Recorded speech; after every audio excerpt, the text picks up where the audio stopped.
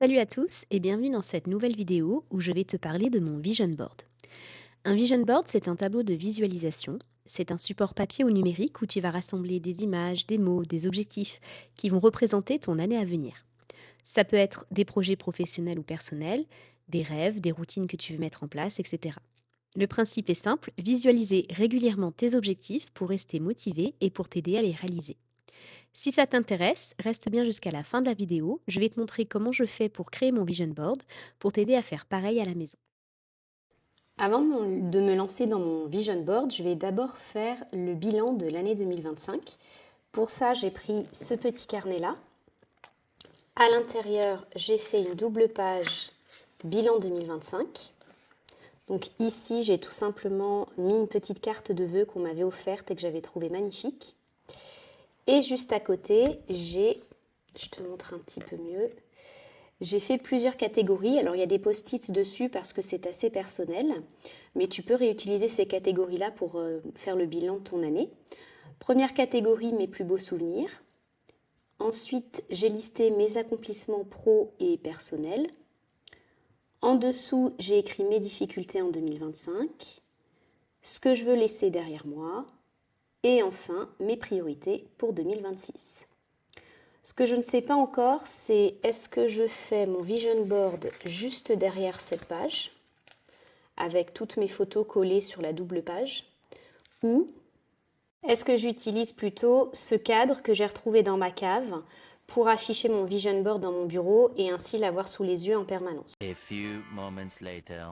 Je vais faire des petits post-it comme ça pour m'aider à faire mon vision board. Donc c'est des post-it à thème. J'en ai fait un sur mes projets, tout ce que je veux réaliser en 2026. La catégorie relations, tout ce que j'ai envie d'améliorer ou de faire concernant cette catégorie en 2026.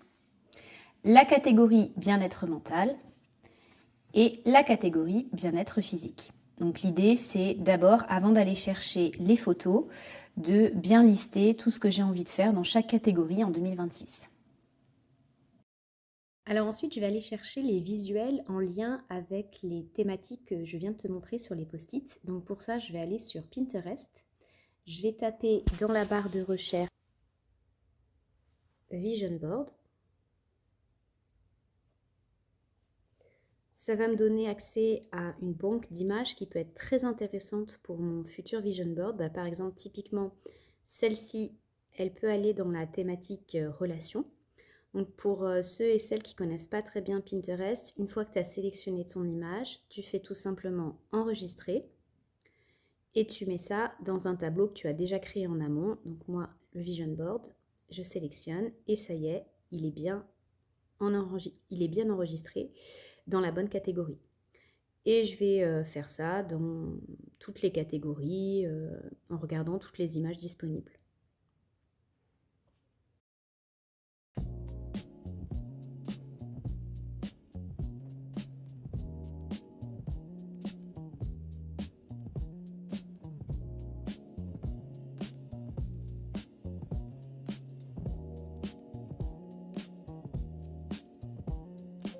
Je suis allée imprimer toutes mes photos. Je suis plutôt contente du résultat. Je ne sais pas si ça se verra bien à la caméra.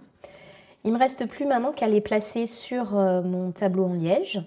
Et puis je vais peut-être ajouter quelques citations sur des petites feuilles à la main. Je fais ça, puis je te montre le résultat juste après. Voilà le résultat final. Bon, j'ai enlevé quelques photos qui sont un peu plus perso.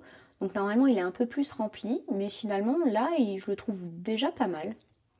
Donc je t'explique un peu. Ici, c'est une photo de montagne parce que j'aimerais faire de la randonnée raquette. Je trouve que c'est une activité très relaxante.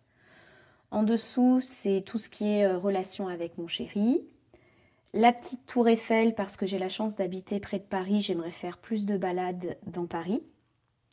Le train, c'est pareil, c'est pour faire plus de courts week-ends ailleurs. Le petit carnet, c'est pour améliorer ma culture générale, donc j'aimerais bien me faire un petit carnet. L'anglais, c'est pour améliorer ma pratique tout simplement, donc pratiquer plus et devenir bilingue à terme.